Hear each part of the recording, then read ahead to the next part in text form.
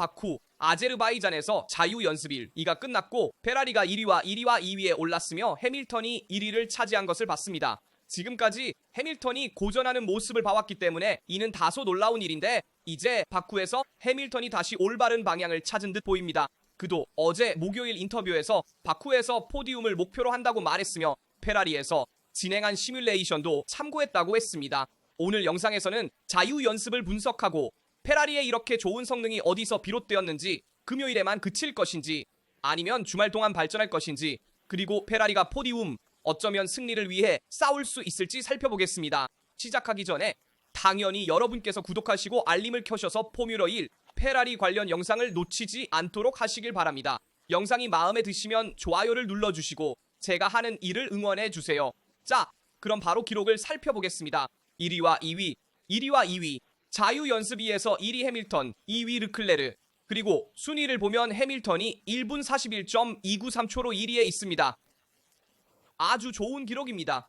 올해는 더 부드러운 타이어를 사용하고 있다는 점도 감안해야 합니다. 그래서 작년보다 많이 빨라지긴 했지만 작년에는 더 단단한 타이어를 썼고 올해 소프트는 C6, 그러니까 소프트는 C6이고 미디엄은 C5, 하드는 C4입니다.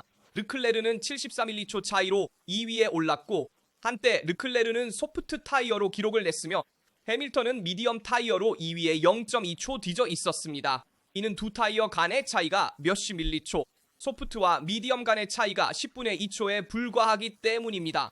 3위는 러셀인데 그는 목요일에 몸 상태가 좋지 않아 조금 피곤했고 회복을 위해 잠시 파라세타몰을 복용해야 했습니다. 하지만 러셀 바로 옆에 4위에 있는 안토넬리가 있습니다. 이는 키미가 겪고 있는 시기를 고려할 때 중요합니다. 결과 면에서 그다지 좋지 않다고 할 수 있습니다. 그 다음 베어맨이 5위, 페르스타펜이 페라리보다 0.6초 뒤진 6위인데 이 점은 주목할 만합니다. 지난 경기의 우승자이자 레드불을 다시 앞세워야 할 인물이 현재 평소보다 좀 더 힘들어하고 있기 때문입니다. 바쿠에서 페르스타펜은 항상 약간 더 고전했으며 페레즈와 비교해도 그렇습니다. 이는 그의 선호하는 트랙이 아닙니다. 반면 르클레르는 이 트랙을 좋아합니다. 7위 로슨, 8위 칸, 9위 알본. 하지만 오늘의 진짜 뉴스는 10위 노리스와 12위 피아스트리입니다. 맥라렌이 이렇게 뒤처진 이유는 무엇일까요? 글쎄요, 우연이 아닙니다. 맥라렌은 항상 자신의 기록을 개선하기 전에 마지막 섹터에서 엑셀을 밟지 않았고 노리스와 피아스트리 모두 숨었으며 여러 실수도 저질렀습니다. 먼저 같이 노리스의 실수를 보겠습니다. 보여드릴까요? 왜냐하면 이건 순진한 실수예요. 여러분, 이런 순간에 그런 실수를 하면 안 되는데 후방 서스펜션을 손상시키게 됩니다. 함께 보겠습니다. 자유연습 2가 끝나기 30분 전 노리스가 이 실수를 저지릅니다. 여기 보세요. 코너를 빠져나가면서 소프트 타이어로 후방을 잃고 벽에 부딪힙니다. 그리고 여기서 벽을 심하게 들이받아 서스펜션 암까지 손상시킵니다. 왜 심각한 실수일까요? 이것은 심각한 실수입니다. 왜냐하면 세션 전체를 망치게 되고 계속할 수 없으며 끝나기까지 30분이 남아있는데 이 자유연습이는 정말로 경기에 맞는 최적의 조건이 갖춰진 중요한 세션이기 때문에 이런 실수로 사실상 주말 전체를 망치게 되는 것입니다. 반대로 너의 팀 동료는 작은 실수, 즉 잠금이나 벽을 스치는 정도였지만 차를 망가뜨리거나 손상시키지 않았기 때문에 차량을 수리하고 시간을 잃을 필요가 없었습니다. 피아스트리는 그렇지 않았지만 노리스는 그렇습니다. 이것이 바로 우리가 피아스트리가 월드 챔피언 경쟁에서도 더 강하게 보이는 이유이며 중요한 순간에 실수를 덜 저지르는 원인입니다. 노리스는 이번 주말에 피아스트리보다 더 빠른 것처럼 보였지만 이 실수를 저질러 주말에 영향을 미칠 것입니다. 이와 관련하여 소프트 타이어와 미디엄 타이어의 차이에 대해 많이 이야기되었습니다. 간단히 요약하고 이 상황을 명확히 하겠습니다. 그러면 나중에 텔레메트리를 보면서 모든 것을 자세히 분석하겠습니다. 소프트 타이어와 미디엄 타이어에 관해서는 예를 들어 르클레르는 소프트 타이어로 매우 빠르게 진입했지만 출구에서 더 고전했습니다. 해밀턴은 미디엄 타이어로 출구해서 더 빠르게 달렸고 진입에서 약간 고전했습니다. 왜 그럴까요? 이것은 바쿠가 리어 리미티드 서킷이기 때문인데 그래서 뒷타이어가 많이 낡기도 하지만 마모보다는 과열에 대해 이야기해야 합니다. 그래서 후방의 온도가 매우 많이 올라갑니다. 이것은 후방이 많이 미끄러진다는 것을 의미합니다. 정말 많이 미끄러집니다. 이번 두 세션에서 얼마나 많은 미끄러짐이 있었나요? 정말 많았습니다. 많은 사람들이 후미가 많이 미끄러져서 출구에서 벽을 스치고 지나갑니다. 작년보다 더 부드러운 타이어를 장착하면서 반복하지만 피렐리가 작년보다 더 부드러운 C4, C5, C6 타이어를 가져왔습니다. C6, 즉 소프트 타이어는 바쿠에 적합하지 않습니다. 이 트랙에는 너무 부드러운 타이어입니다. 이 트랙은 코너 출구에서 최대한 밀어붙이며 한 바퀴를 돌 수 있게 해주지 않습니다. 타이어가 과열되지 않도록 출구에서 가속 페달을 조절해야 하며 후미가 미끄러지지 않도록 하여 모든 섹터에서 타이어를 유지해야 합니다. 여기서 다시 보여드리겠습니다. 옆에 있는 지도에서 볼 수 있습니다. 제가 반대편으로 가면 첫 번째 섹터는 전부 90도 코너들이고 두 번째 섹터에는 조향이 많이 필요한 코너들이 많은데 이 구간에서는 후미가 너무 미끄러지지 않아야 합니다. 하지만 여기서도 특히 출구에서 실수가 있었던 이 구간에서는 후미가 너무 미끄러지지 않도록 주의해야 합니다. 그렇지 않으면 심각하게 벽을 치고 차량을 손상시키거나 세션을 망칠 수 있습니다. 그러므로 이것은 르클레르와 해밀턴의 차이는 해밀턴이 르클레르보다 더 깔끔한 운전 스타일을 가지고 있다는 것을 의미합니다.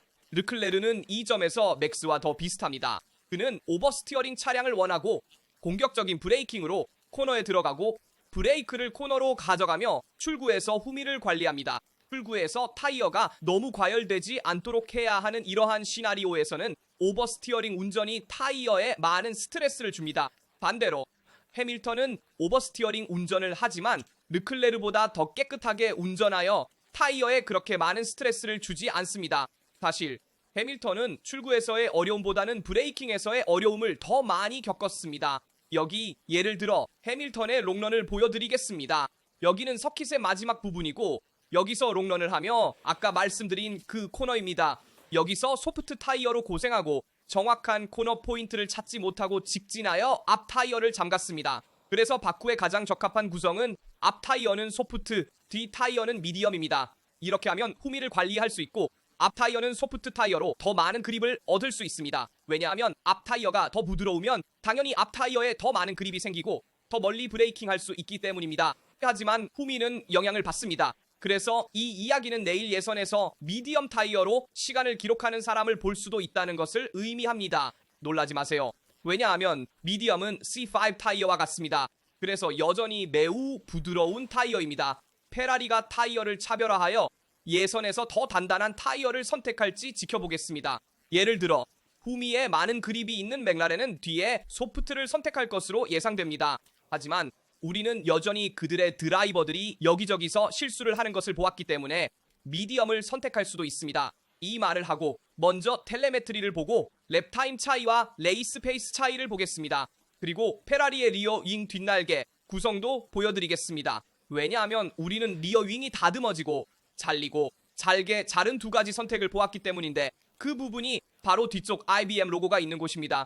보시면 엔진 덮개 쪽에서 오는 공기 흐름에 따라 두 가지 방식으로 잘려있고 공기가 서로 다르게 유도되는 것을 볼 수 있습니다. 르클레르와 해밀턴은 두 가지 다른 사양을 사용했습니다. 해밀턴도 두 가지 다른 선택을 시도했고 그래서 여기서 두 가지 잉 선택의 차이를 봅니다. 페라리의 최종 선택이 무엇일지 지켜보겠습니다. 페라리는 내부에서 많은 차별화를 하고 있습니다. 타이어 선택, 시간 기록 전략을 차별화했습니다.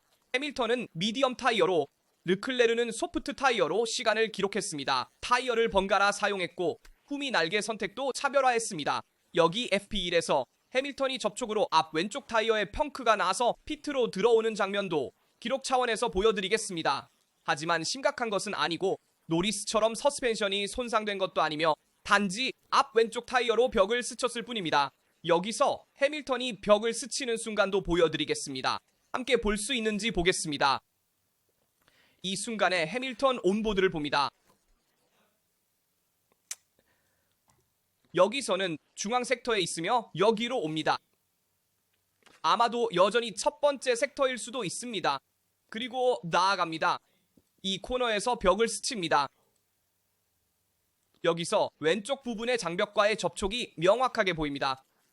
이 말을 하고 텔레메트리를 빠르게 보고 비교를 해보겠습니다. 이것은 F1의 다양한 섹터에서의 전투입니다. 각 팀이 트랙의 다양한 지점에서 얼마나 지배했는지를 보여줍니다. 우리는 페라리가 타이어 관리 덕분에 마지막 구간에서 매우 빠르다는 것을 볼 수 있습니다. 중앙 부분은 맥라렌이고 맥라렌은 노리스와 피아스트리로 나뉘는 모습을 볼 수 있습니다. 반면 페라리는 르클레르의 기록을 기준으로 삼습니다. 맥클라렌이 이끄는 부분에서는 의심의 여지가 없습니다. 여전히 가장 강력하고 가장 민첩한 차량입니다. 하지만 페라리도 트랙션과 코너 진입에서 매우 좋은 모습을 보였습니다. 다양한 브레이킹 구간에서 페라리는 정말 빠르게 달렸고 최고 속도에서도 페라리는 경쟁력이 있습니다. 후방 날개에 대한 또 다른 가이드를 보여드리겠습니다. 이것들은 페라리가 사용한 모든 것입니다.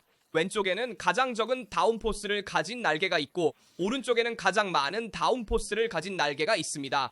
여기에서 페라리가 바쿠에서 사용하는 윙을 볼 수 있는데 이후에 공기역학적 흐름에 따라 가장 위쪽 플랩을 수정하기도 했습니다. 앞서 본 것처럼요. 여기에서 보여드릴 모든 것을 잠시 확인하고 싶었습니다.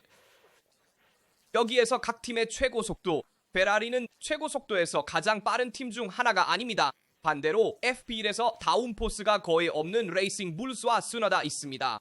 맥클레렌도 놀랍게도 최고 속도 순위에서 상위에 있습니다. 페라리는 평균적이라고 할 수 있습니다. 또한 드래프트가 큰 영향을 미치므로 순위에서 본 시간에 주의해야 합니다. 드래프트가 최종 시간에 영향을 미쳤기 때문입니다. 또한 텔레메트리로 격차를 살펴보고 퀄리파잉 랩 이전과 레이스 페이스에서 즉 각 팀 간의 차이도 확인해 봅니다. 여기에는 노리스, 피아스트리, 르클레르가 있습니다. 노리스는 주황색, 피아스트리는 흰색, 르클레르는 빨간색입니다. 그리고 저는 중간 섹터에서 맥라렌이 정말 빠르다는 것을 보여주고 싶습니다. 특히 FP1에서 큰 차이를 만들어냈고 FP2에서는 회복했습니다. 하지만 맥라렌을 과소평가하지 마세요. 지금 이 순간에도 여전히 기준점이 되는 팀입니다. 페라리는 마지막 섹터에서 매우 강력합니다. 긴 직선 덕분에 타이어 관리도 잘하고 타이어를 과열시키지 않기 때문에 이점이 있습니다. 페라리는 브레이킹과 다양한 제동에서 르클레르가 많은 속도를 가져올 수 있습니다. 그래서 이것은 많은 것을 의미하며 맥클라렌을 과소평가하지 않는 것이 중요합니다. 워킹 팀의 최대 잠재력을 보지 못했기 때문입니다.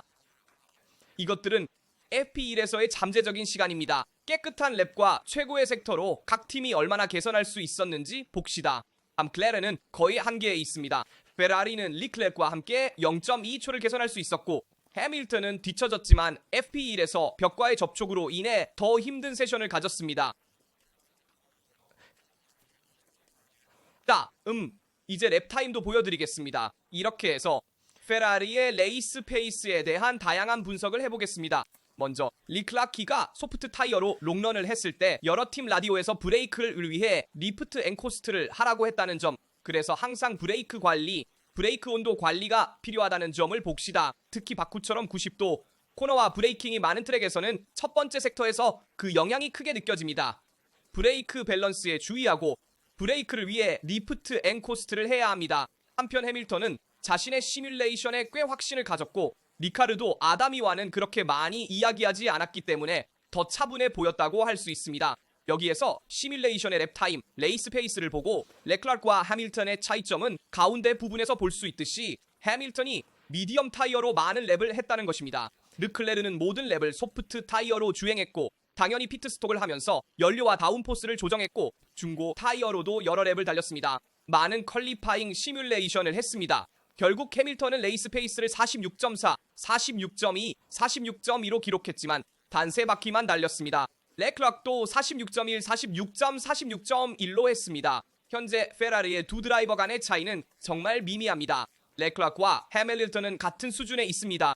그리고 이런 모습을 정말 오랜만에 봅니다. 시즌 초반부터 이렇게 강한 해밀턴이 르클레르와 같은 기록을 내는 것은 르클레르가 연속 4번의 폴 포지션을 차지했던 이 트랙에서 말이죠. 정말 대단한 일입니다. 여러분, 제 생각에 해밀턴이 이렇게 강한 건 단순한 동기부여나 페라리에게 중요한 이번 경기에서 포디움을 차지하고자 하는 의지 때문만이 아니라 기술적인 동기부여도 있기 때문입니다. 해밀턴은 리얼 리미티드 트랙에서 르클레르보다 후방을 더 잘 관리할 수 있습니다. 이것은 과소평가할 수 없는 요소이며 이번 자유 연습에서도 영향을 미쳤습니다. 이외에도 물론 해밀턴은 자신감이 올라가면 자신이 빠르다는 걸 확인할 때 최고의 실력을 발휘합니다. 반면에 피아스트리나 베르스타펀과 같은 드라이버들은 상황이 좋지 않을 때에도 더욱 냉정하게 최고의 결과를 얻어냅니다. 해밀턴은 결과에 쉽게 영향을 받습니다. 그래서 여름 휴식 전에는 동기부여가 떨어진 해밀턴을 보았습니다. 그는 그런 사람이고 저는 그런 해밀턴이 좋습니다. 즉, 그는 빠르게 달릴 때 당신을 흥분시키고 그를 지켜보는 당신에게도 동기를 부여하는 파일럿입니다. 르클레르도 이 점에서 해밀턴과 조금 비슷합니다. 상황이 좋을 때 그도 흥분하고 상황이 나쁠 때는 약간 비관적입니다. 굳이 말하자면 하지만 해밀턴은 매우 그렇습니다. 매우 그렇습니다. 이 말을 하고 차이점을 보러 갑시다. FP1 예선 랩에서 베르스타펜, 노리스, 르클레르 사이의 본질적인 시간 차이. 게다가 FP1에서는 FP2보다 훨씬 높은 시간을 기록했는데 FP2에서는 시간을 크게 단축했습니다. 그래서 페라리, 맥라렌, 레드불의 차이를 보면 레드불은 중앙 부분에서 많은 어려움을 겪고 있으며 만성적인 언더스티어로 인해 레드불은 커브를 처리하는데 어려움을 겪고 있습니다. 반면 페라리는 중앙 부분에서 약간 더 어려움을 겪지만 레드불만큼은 아닙니다. 그리고 첫 번째 섹터에서는 레드불보다 더 빠릅니다. 페라리는 이것은 사실입니다. 맥라렌은 오늘 아침 매우 강력하게 달렸습니다. 그래서 과소평가하지 말라고 말하는 것입니다. FP2에서는 약간 더 어려움을 겪었고 최고 속도에서는 상대보다 약간 뒤처지지만 다른 팀들이 이 점을 취할 만큼은 아닙니다. 이 말을 하고 FP2의 순위를 다시 보고 FP1의 순위도 함께 빠르게 보겠습니다. 해밀턴이 41.2로 앞서 있고 르클레르는 73밀리초 뒤에 있으며 그 다음으로는 러셀이 0.4초, 키미가 0.4초, 베어맨이 0.5초, 베르스타펜은 거의 0.6초 차이가 납니다. 요컨대 격차가 매우 큽니다. 이는 페라리가 강력하게 달리고 있다는 증거이며 이번 자유 연습에서 잘했지만 다른 팀들은 많이 숨겼습니다. 그래서 이 시간을 약간 조심스럽게 받아들여야 합니다. 즉, 페라리가 이번 주말을 잘 시작했고 일요일 경기를 앞두고도 매우 유망하다고 생각합니다. 내 생각에 페라리는 내일 좋은 예선을 치르고 일요일에 그 결과를 확인할 수 있습니다. 현재 목표는 당연히 폴 포지션입니다. 왜냐하면 페라리가 이를 위한 준비가 되어 있음을 보여주었기 때문입니다. 마라넬로에서의 시뮬레이션에서는 긍정적인 데이터가 있었고 해밀턴도 그렇게 말했으며 이는 트랙에서도 보입니다. 해밀턴은 SF-25의 후방 기계적 그립의 좋은 품질을 강조했습니다. 사실 바쿠에서 페라리의 가장 큰 결점은 만성적인 언더스티어라는 점입니다. 더 많은 조향 입력이 필요한 그런 코너에서입니다.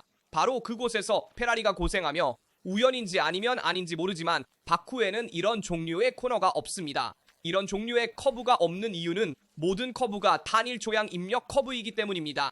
첫 번째 섹터 모든 커브가 90도입니다. 두 번째 섹터도 마찬가지입니다. 각도가 매우 좁은 커브입니다. 마지막 섹터도 마찬가지입니다. 사실 페라리는 더 많은 조향이 필요한 커브에서 약간 더 어려움을 겪습니다. 페라리가 어려움을 겪는 곳입니다. 이 말을 하고 말할 것을 다 말한 것 같습니다. 이 그래픽도 보여드리겠습니다.